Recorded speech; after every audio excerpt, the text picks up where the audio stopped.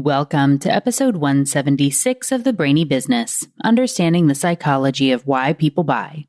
In today's episode, I'm excited to introduce you to Adam Hansen, co-author of Outsmart Your Instincts. Ready? Let's get started.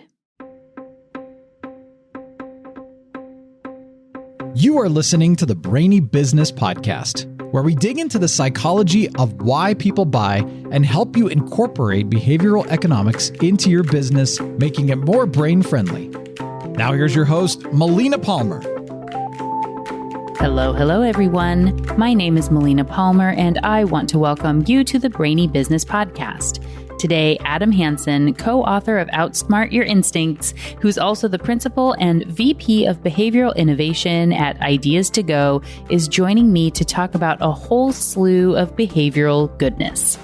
We talk about habits and how little changes in your physical space can upend your ability to be productive in other parts of life, as well as how to reframe that in a positive way. We also discuss the curse of knowledge and how it impacts businesses, as well as risks of omission versus risks of commission, plus other fun goodies sprinkled throughout.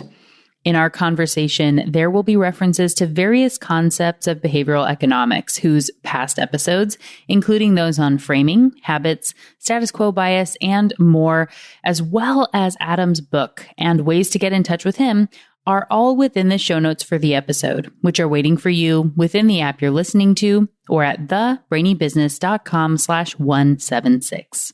Those already on the Brainy Business list got a direct link from me in the email you receive every Friday.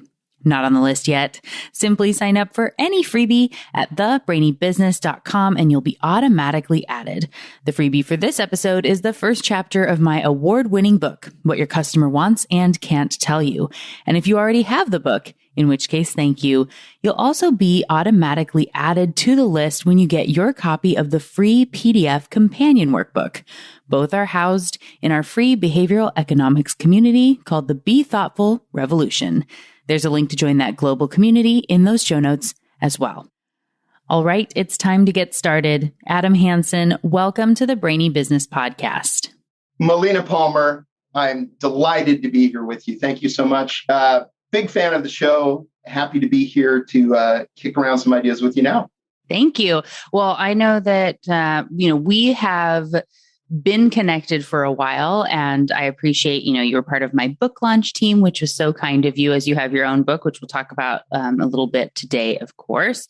But actually, that was the first time I think we actually saw each other live, on Zoom, right? Yeah. Where we had been connected on LinkedIn and, chatting back and forth, I think, for a while.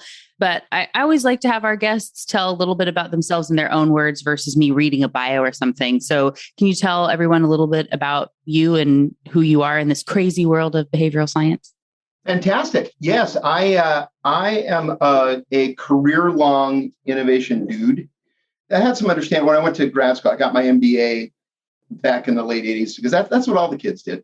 And I knew that as a product management major, that innovation was going to be part of my career. And I already had some thought that I was really I knew I was going to enjoy that part of my career. When I took my first new product development class and the professor made the case that innovation didn't just have to be part of the tour, it could be the entire career, I just thought, come on. Like that almost sounds too good to be true. I was just kind of this naive punk kid from Idaho. And so that was great news to me. And so I researched it and pretty quickly, he was great. He helped me get in touch with some of his alums who had chosen innovation as their career. And I saw that, hey, this can be it. And it really was that light bulb moment where I just thought, if you could do that for your career, why wouldn't you? I am an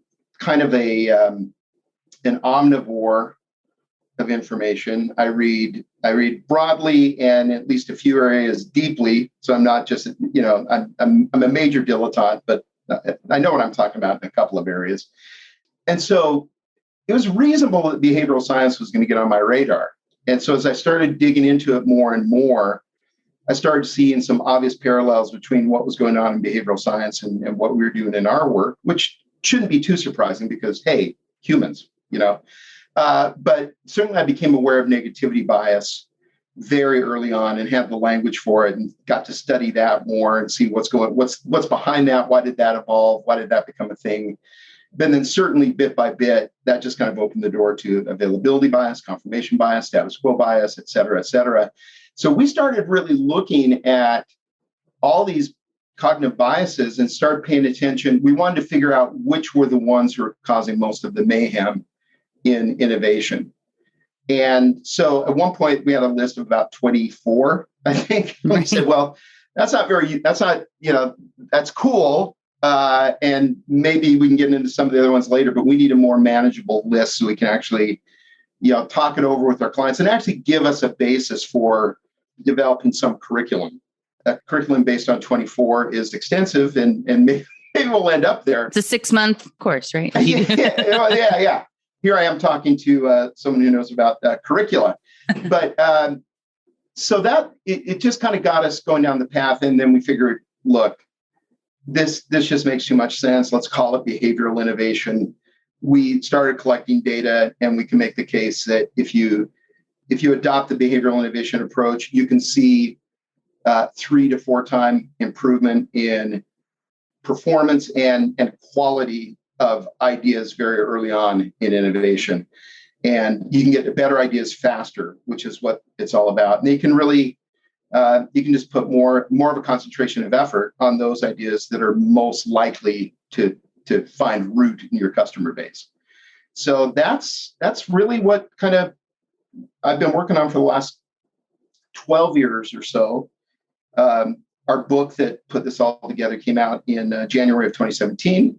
And so, yeah, I think that's a pretty good background. In addition to all this stuff, I'm a very proud, happy papa of 4 kids who are all adults who have moved out into the world. I'm a grandpa to 2 wonderful kids that we're now able to spend more time with because of a move. And as part of a move, I'm in an Airbnb with a room that maybe has some hard surfaces and that may be a little bit of echo going on here. So, yeah, well, I appreciate that, and I know that we were going, in the little pre-chat, which I always can't help but be, like 15 minutes of just chitter chatter because I enjoy it very much.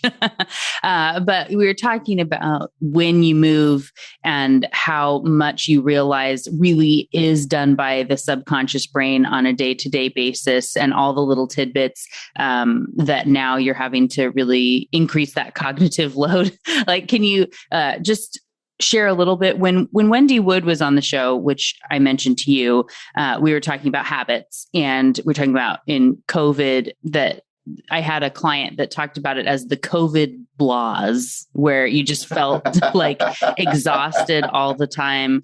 And even though it's, you're at home in an environment you're somewhat used to. And so she was explaining it as you're losing all these little rules of thumb that you had. But do you want to share a little bit about what you've had going on, what we were saying? Yeah, absolutely. So we had been in our home for 23 years. That's where we did most of, the rearing of our kids and everything. You always have in your mind the abstraction of everything that goes into moving, like what a hassle it truly is. It's quite another thing to actually then be going through it. And what I came to realize immediately was all the minutia, all the thousands of small decisions I make every day, that had been automated, I lost.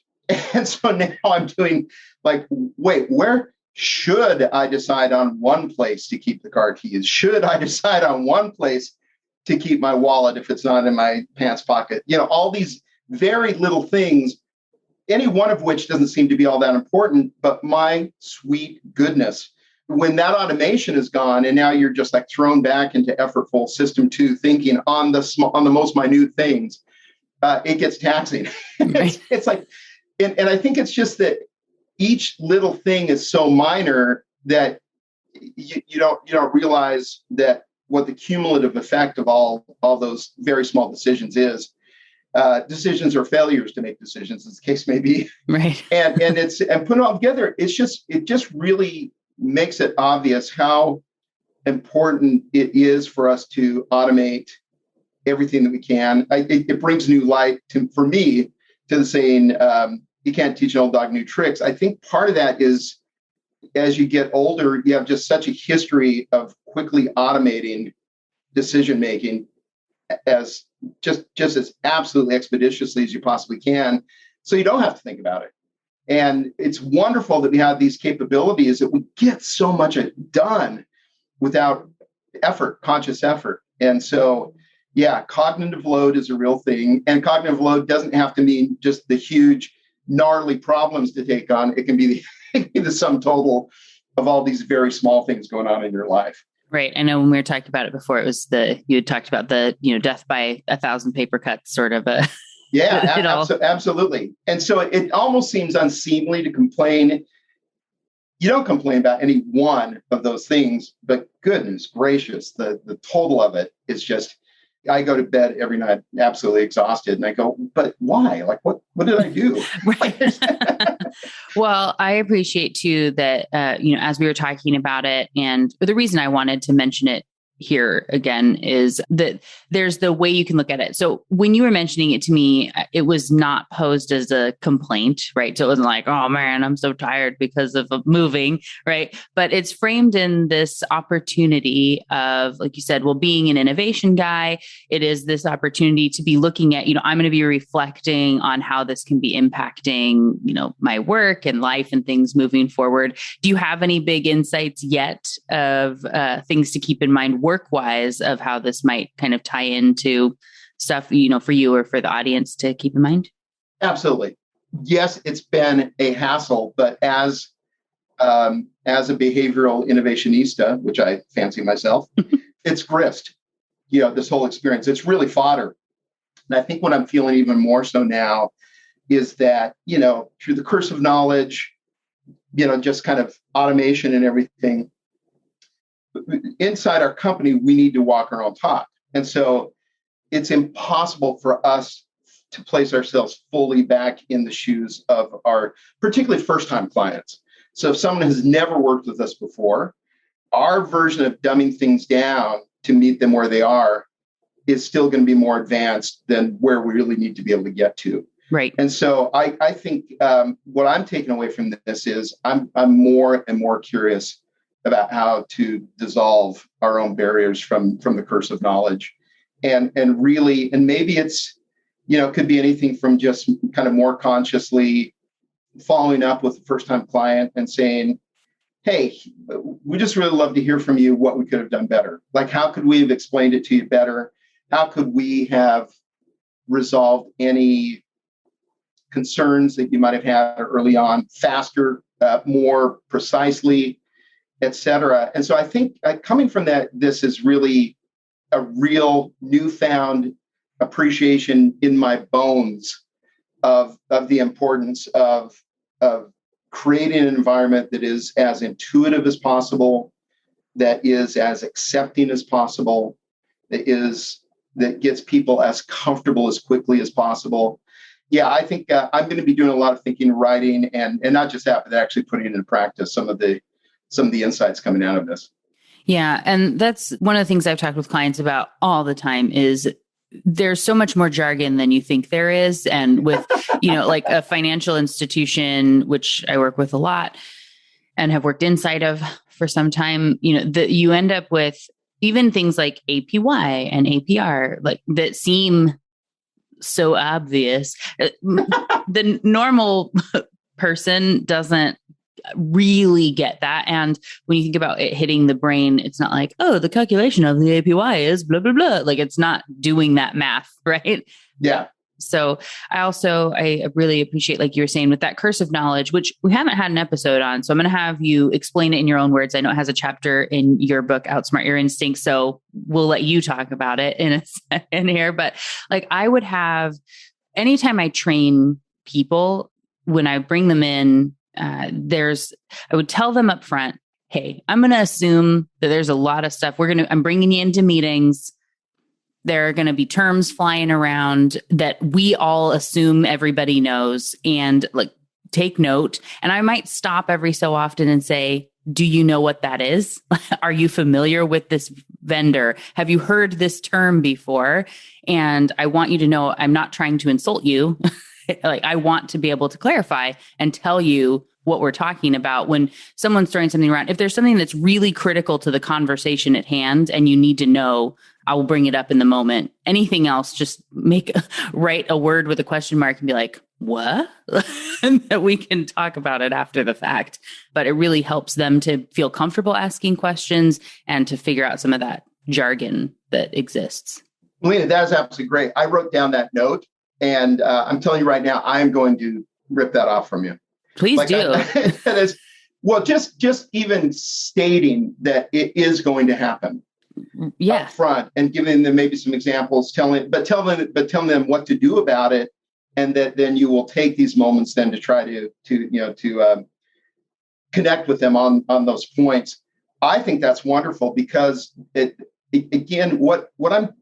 one thing that's starting to become obvious to me, and later is better than never, is that our need for tangibility is much greater than I have assumed throughout my life. I think part of my, just kind of how I'm wired, part of my career and everything, I deal in abstraction so much. I deal in the future, essentially. Like, my whole job is about what's going to be happening 2 years from now, or 2 to 5 years from now, even. And part of that wiring is I enjoy that. And it's not hard I think, because I've done it as much as I have, and maybe there's some formative experiences when I was young, who knows? It's easy for me to assume away how easy it is for others to deal with abstraction.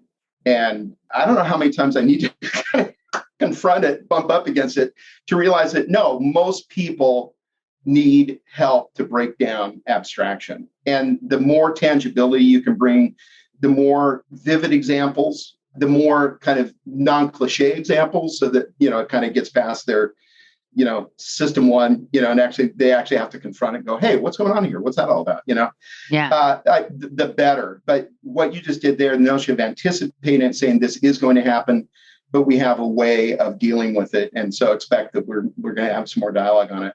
I absolutely love that. Awesome. I think it also primes them to be looking for things they don't know. Right. That's right. And to bring those questions to me and we can have a conversation about it. So it helps uncover stuff that I didn't even realize was jargon, for one. Yep. And then it also makes it so if there was ever a point where they were feeling like, my gosh, this person is so obnoxious, she keeps assuming I don't know anything and bringing it up in front of everybody, and where they would be really bristling to it, is like, I'm kind of putting it back on the organization of, we don't know how much we talk about this, so I'm going to keep addressing it for you. That's right. And, we can get that. So talk a little bit about the curse of knowledge, because I know I did set that up. Yeah.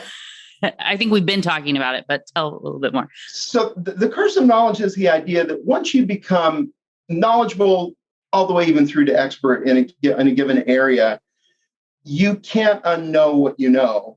And you can't fully place yourself back in the shoes of the completely naive to the subject. Your version of what it was like early on is maybe at best, to use kind of like a college metaphor, you maybe can get back to like a 301 level thing and think, well, surely that's the starting point, right? And no, the starting point is 101, or even like pre-101, whatever. But it's been so long since you were there. You almost kind of lose almost kind of the empathetical imagination, for what that must have been like. You think that, the 301 or even like the 401 stuff is the really broken down, easy to digest set of entry points. And so you need to understand that you can't unknow what you know. There was a fantastic study that did kind of this great exercise in, we're going to divide you into teams. I'm going to give one of you the name of a very well-known, very simple song, and you are going to tap the rhythm of the song to your partner. You can't show what the name of the song is, but before you do it, take a look at it, and then we'd like you to assess the likelihood of your partner being able to get what the song is. And so people were pretty consistently giving, easily more than 75%. Such a simple song. How can they not get it? And so they do it. And so, Mary had a little lamb. Right? Like, how could you not get that's what it is? What you're failing to acknowledge is that you know what the melody is. You have to know what the melody is so you can actually clap out the rhythm, but it's already broken those two pieces of information apart. And so now your partner is only hearing what you're tapping, and it's not enough. And so I think overall it was something like only 8% of the hearers actually could kind of infer what the songs were. And so it's our failure to account fully. We can't unknow what we already know, and the ability to place ourselves fully back in the position of first timers, very early learners about a given topic it's just almost impossible. Right.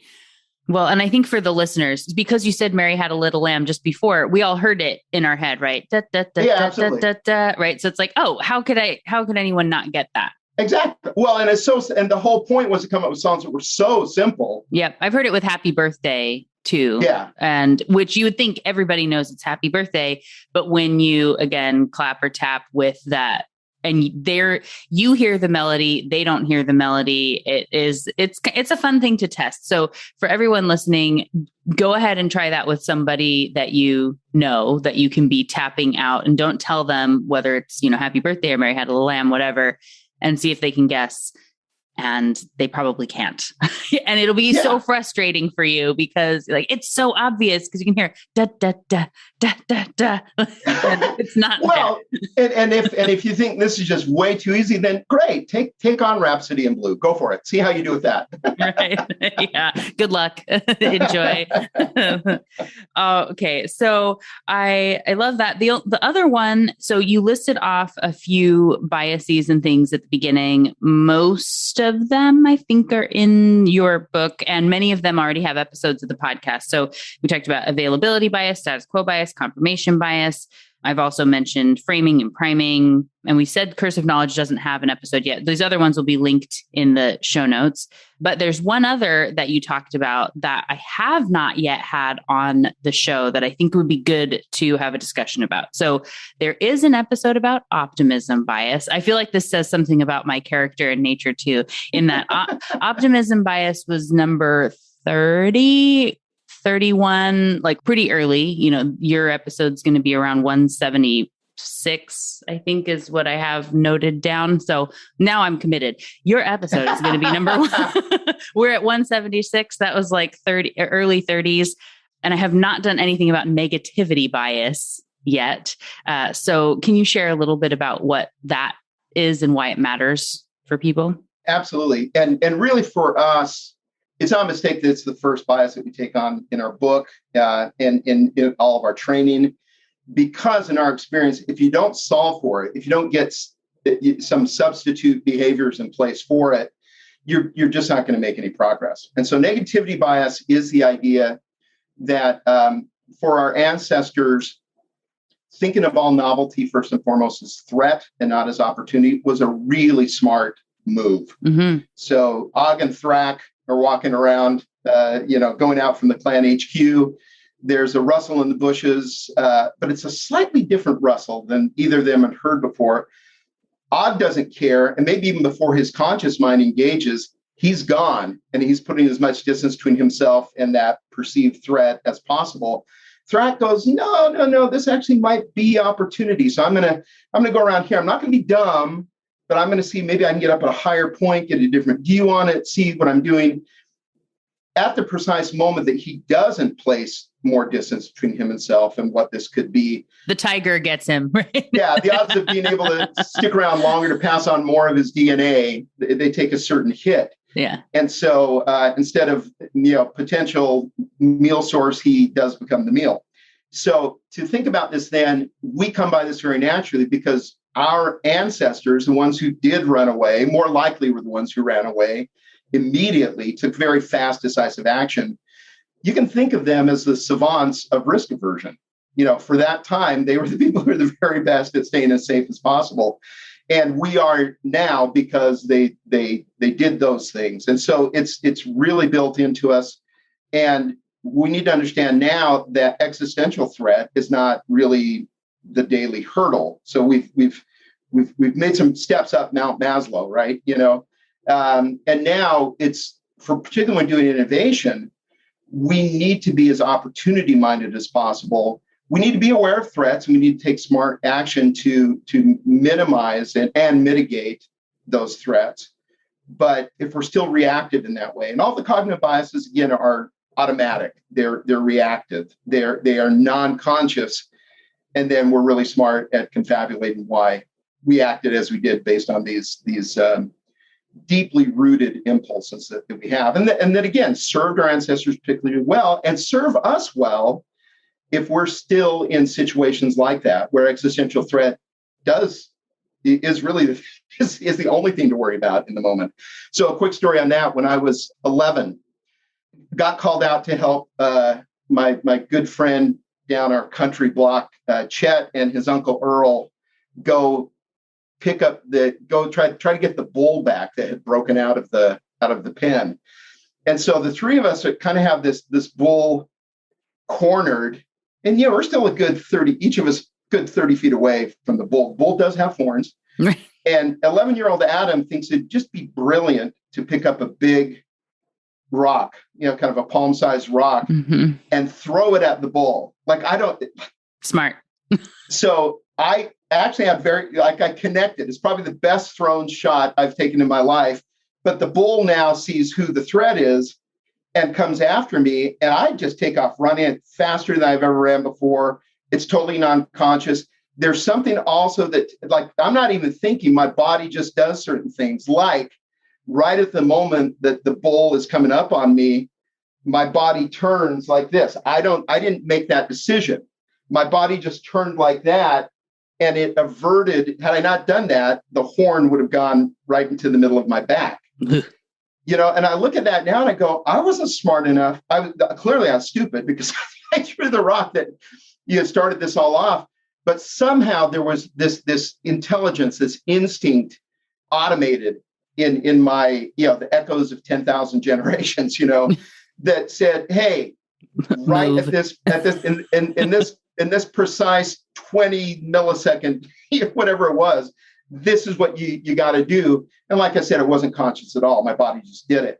And so, wow. I mean, am I ever grateful for that?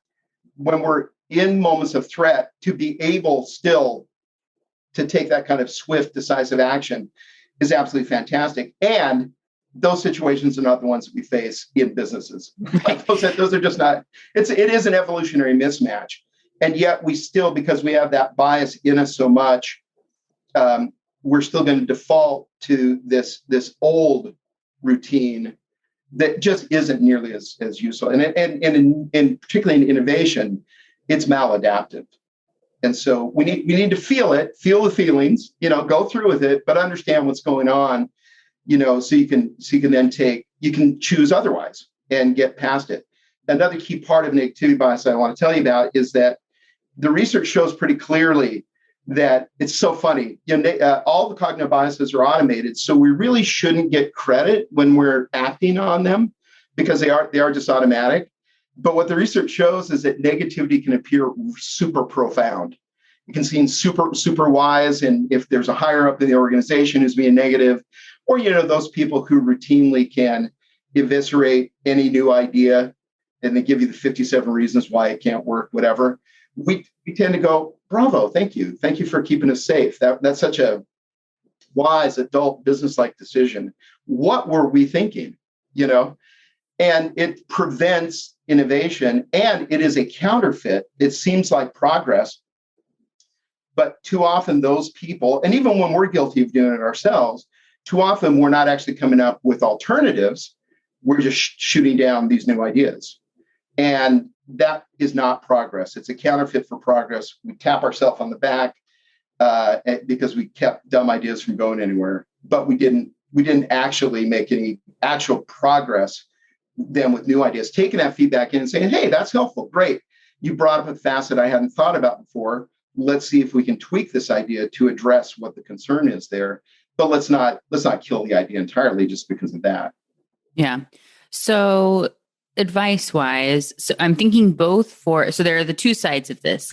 So listener, if you are I feel like I want to say negative Nelly because we've got the negativity bias, but if you're the one who is shooting down the ideas constantly and poking holes in everything all the time, what sort of advice is there for that person? As well as if you're the big idea person and feeling like everybody's shooting your ideas down, but there are some good ones that need to get through, is there some advice on both sides of that? Absolutely. So what we'd say overall is, because we're predisposed to go toward the negative anytime a new idea comes up, even I, who regularly succumbs to optimism bias, and I know I need to mitigate that more. I can be smarter. I can be more intentional about, I don't want to be wrong any longer than I absolutely have to be, right? And so optimism bias every now and again does bite me in the butt a little. I can get better at staving that off. I can get better at, while still remaining mostly positive, because that gets the right brain chemistry going for innovation and everything. I can take in negatives and use them as grist and not as threat. So I don't have to have my own negativity bias triggered by these negative responses, right? Right. And I go, oh, cool, you're bringing up something I hadn't thought about before. Thank you so much. So what we would say is, first, in dealing with new ideas, don't go straight to what you don't like at first, because you can always come back to it because it's automated. That's always going to be there. You're never not going to be able to do that. So first, go to what you're for in any idea. What do you like about it? What's interesting? What's helpful, provocative? The more you can value ideas early on for their provocative value rather than for their immediate merits, the better. You're trying to come up with more ideas. The way to get good ideas is first to come up with lots of ideas. Quality is a probabilistic function of quantity, Dean Simonton said. And so what are you for? Get clear on that. And then you're actually in a better frame of mind to take on the negatives, because now you see what's going on. You have a better appreciation for possibility and where things might go. And now to go to the negatives, but don't just say it's not what you're for and what you're against, but then go to what you would wish for. And so using language like, I wish for more of this, I wish to do this with it, how might we, what if we. So now you're acknowledging the negatives, but you're not using them just to shut thinking down, but you're using the negatives even in a generative way to come up with more thought on dealing with some of those issues. We're not going to discount those issues. We're going to take it on good faith that those are problems that we ought to consider, but we're not going to use them to shut down things. We're actually use them to come up with more thoughts. And so great, you can even use it. It's almost like judo. Use the power of your opponent's force against the issue itself. And, what can we do with that then? So how could we tweak it? What does it start to get us thinking of in this idea to address more of some of the concerns around it, and actually make it a stronger idea, not a weaker one, because you just let negatives about the idea just be aired without any kind of response to it. It also keeps those who bring up the negatives honest and says, that's great. It sounds like you have some, you wouldn't have brought it up unless you thought there might be some, hopefully you can just, you can do the assumed close on the value of the idea. We'll take your input as a sincere desire to make the idea better, stronger, and to point just to more good ideas. And when you approach problems or challenges to ideas in this way, there's some real value. They can shine specific light on problems rather than just kind of leaving everyone with a vague unease about whether an idea is good or not. And so you can actually use that. It can be very helpful if you then frame it, tee it up in the right way. The language, I wish for, how might we, what if we, is actually brilliant priming to get people to deal with concerns, dislikes, et cetera, in a much more productive way. Yeah. How might we is one of my favorites. I use that one all the time. I made notes of the I wish for, I wish to, and what if we as well to add into the, vocabulary of places to go from. I think it's really important to note as the, for the eternal optimists of the world, myself included, I'm a very, my very first email address was rosecoloredglasses@place.com. Right. So, that, and I, proud of it. I love it. But I like one of the things you said there that might have gone under the radar. So I want to really drill in on it, that even if you are an optimistic person, it doesn't mean that you don't have a negativity bias. So people need to know that. And more pessimistic people still have optimism bias. So that's important to note as well. Absolutely. But I like what you were saying. So as the optimist going in and feeling like I've got all the ideas and people are constantly shooting them down, so you have a negativity bias to anything they're going to say that is threatening the thing that you came up with, right? Absolutely. So, absolutely. I talk about this. I teach a class on internal communication and change management at Texas A&M. And if you are going into every conversation intent on changing the other person's mind and proving to them why they are wrong, you are never going to make any headway. That difficult person is difficult because you yourself are being incredibly difficult and refusing to see what they're talking about. If you go in with this open idea, like you're talking about, knowing, hey, we've got the negativity bias on both sides. How might we approach this a little bit differently and be open to, just because you voice something that ruffled my feathers doesn't mean that it's wrong or bad. It is something still to consider. And let's build on it. If we're both going in with this productive, make the idea better, there's a lot of opportunity there. Precisely. And just kind of some thought on that is kind of, as you mentioned earlier, hey, you're going to hear some language that you don't understand. Have your notes handy, take it down. We'll circle back later and talk about it. Go in understanding that there will be some differences. And then then the task becomes, how do we get the most out of the differences?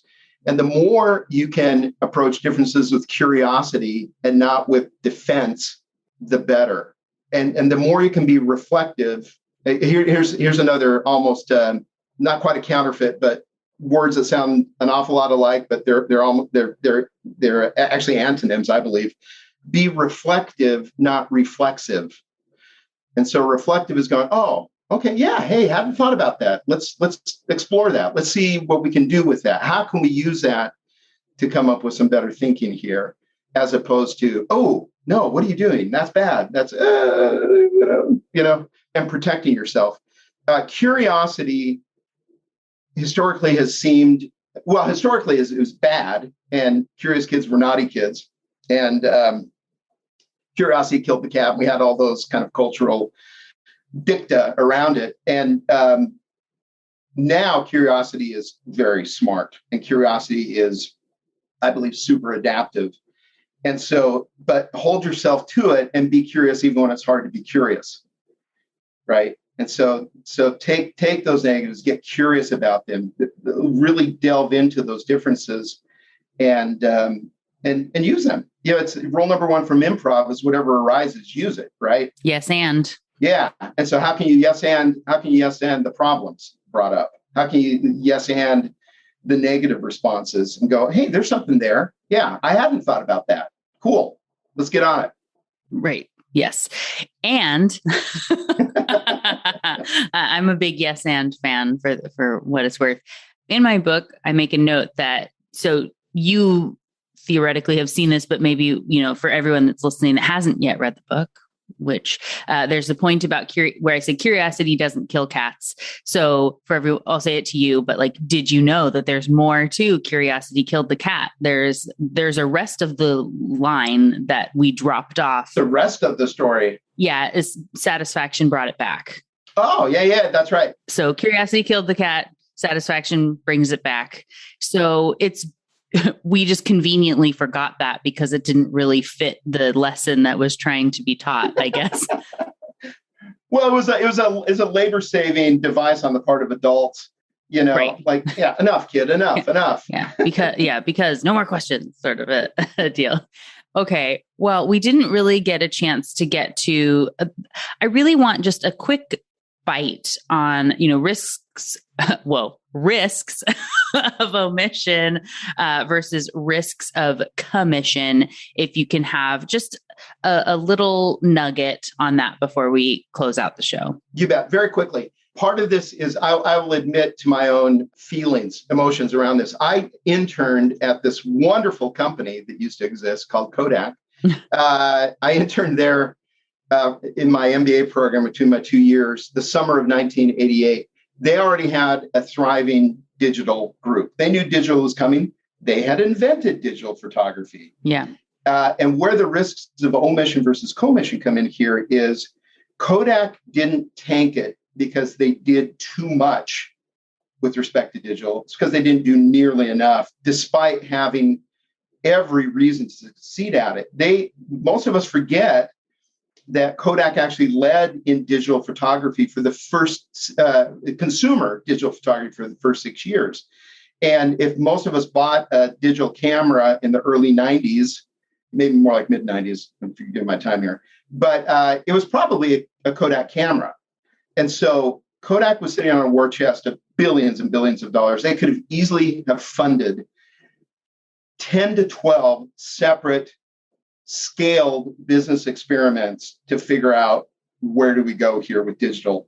For a while, they actually maintained, they said, well, we've lost silver halide processing, but we're still going to require people to bring their media into a Target or Walmart so it can be put out on Kodak paper. So we're still going to keep the finishing in the paper business.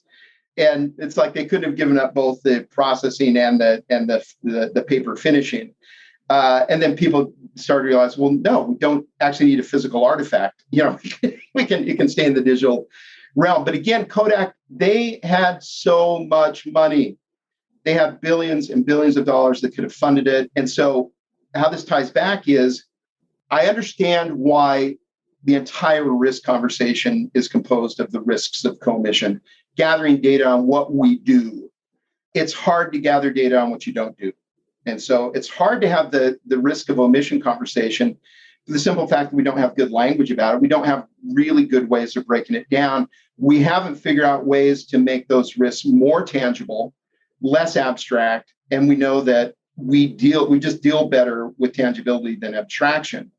And so it's kind of back to that whole thing. How do we create artifacts that bring enough tangibility to get us over that hurdle, but so that we can have a more productive conversation about the risks of omission? Because I believe you can point to any number of cases. What took down Kodak with Nokia, Gateway computers, remember the cow, black and white cow boxes, everything.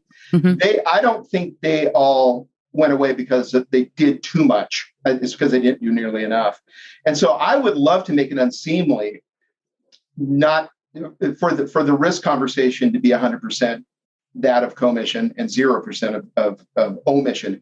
Can we figure out a way to at least make risks of omission, 10 to 15% of that conversation, but then take action on it and start kind of creating artifacts to make it a little more tangible, a little more grokkable, easier for people to deal with. Yeah, I am reminded in this conversation of a conference that I attended, which Facebook reminded me this week. I think I was, it was however many years ago at this time, I was at this particular conference. And we've been to a lot of conferences. You heard a lot of nuggets from people and not many of them stick with you. This has been 7-8 years since I went to this. So it was the person who invented both the Aflac duck and Flow from Progressive. Oh yeah. Nice. And he was talking about how every year to, 18 months that every single person should fire themselves. And if you fire yourself and come into your job as if you have new eyes, what would you do differently here? When you start a new job, you're looking for all those opportunities for growth. And once you've been there for a while, it stagnates. And so if you fire yourself and say, if I was just coming in here, what would I get rid of? What would I change? What doesn't make any sense? Oh. And it helps you to have that new perspective. It gets over some of what we were already talking about, right? The curse of knowledge and status quo bias and all those things where you're looking around and saying, that's weird. Why would we do it this way? And what might you get rid of? And so for Kodak, the paper is a given. Of course, we want that to go to the paper. That's how we make money. And we don't even think about it. But if you come in and go paper, what if people didn't want that? What if our competitor, if I was coming from somewhere else, what might I do? You can come to a really great place without having to actually jump ship every 18 months and start a new career. Absolutely. Well, and that kind of forethought, and again, where you have the resources, and look, experiments don't all have to be multi-million-dollar experiments. The best experiments, I believe, are like, what can we put together and figure out in the next 2 days, right? Just to get some momentum going. I'd like us to be more intentional about this and realize we can choose better. We have all these non-conscious instincts. We can choose otherwise. And the choosing otherwise doesn't have to be laborious. They're very simple tools that we can use for all of the cognitive biases that we talk about. Very simple tools to just start mitigating the harshest effects of them and actually start getting some traction. Yeah, absolutely.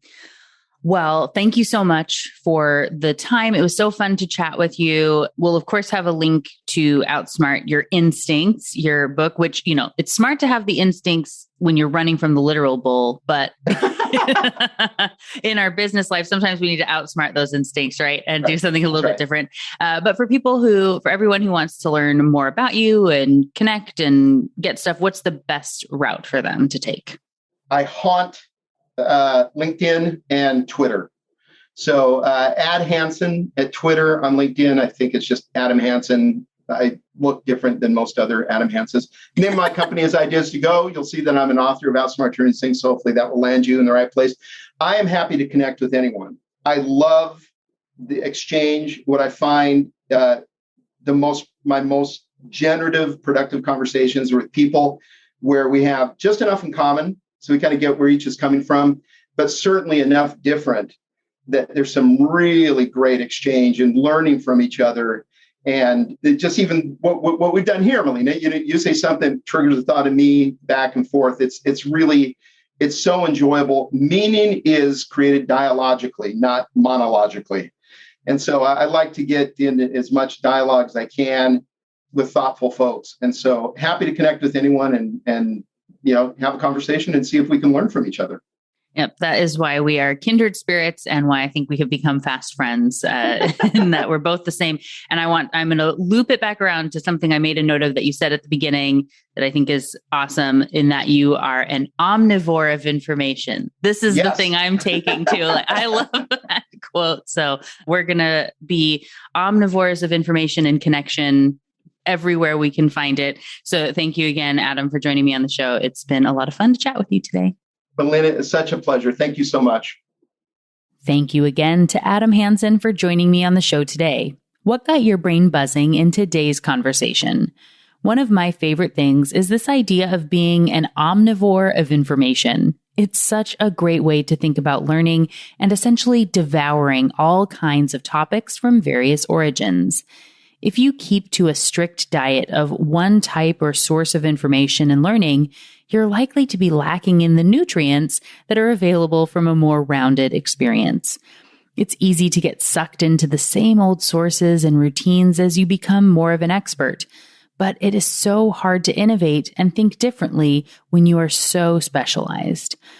I remember being in the banking space and seeing the same people and topics and vendors and problems discussed at conferences after a while. When all you hear and see is people having the same conversation, your availability bias is going to make you believe that it's all anyone is talking about or cares about, and familiarity bias may make you think it's more true than it really is. Back then, I started branching out and going specifically to conferences that were outside my own industry to get a different perspective. And in what I like to call a past life, when I used to edit books, I could always learn something from an author, no matter how varied the background or field, and find a way to apply it with whatever I happened to be working on at the time. There's so much to learn out there, and there are insights to be made from seemingly disparate places. Expand your mind and be that omnivore of information like Adam, and I would like to think I am as well. It's a great way to come up with new, fun, amazing ideas. And of course, once you do, share something fun with us. You can find me on all the socials as The Brainy Biz, B-I-Z. Links for my social media and Adam's are in the show notes, along with past episodes and a link to get his book, Outsmart Your Instincts. Find it all at thebrainybusiness.com/176. We've covered a lot of great stuff today, and I want to thank you for being a listener of the Brainy Business Podcast. It means a lot to me that you're here. If you love the show and want to help ensure I can provide lots more great behavioral economics content, there are options for you to do so while picking up a little something for yourself. Of course, if you haven't already, you can buy your own copy of my award-winning book, What Your Customer Wants and Can't Tell You, which is available in paperback, ebook, and audiobook. Find it on Amazon and most anywhere you buy books. Plus, as always, there are links in the show notes. And we also have a shop with awesome Brainy Business branded goodies. You can get a Be Thoughtful water bottle, an awesome assortment of mugs, a Brainy notebook, rocket logo hats, and even an awesome wall clock. The items can ship to many countries and are available at thebrainybusiness.com/shop. All the proceeds help me make awesomely dedicated behavioral economics content for you. Go check out the goodies and order yours now at thebrainybusiness.com/shop. And thank you for being a fan of the Brainy Business. Thank you again to Adam Hansen for joining me on the show today. It was wonderful to chat with and learn from you. Now, there have been some amazing interviews on the show these past few weeks, including Prince Guman, Andy Luttrell, Gleb Sapersky, and Eric Johnson.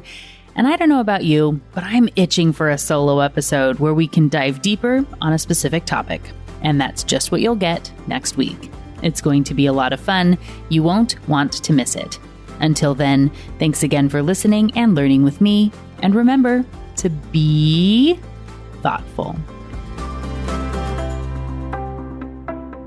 Thank you for listening to the Brainy Business Podcast.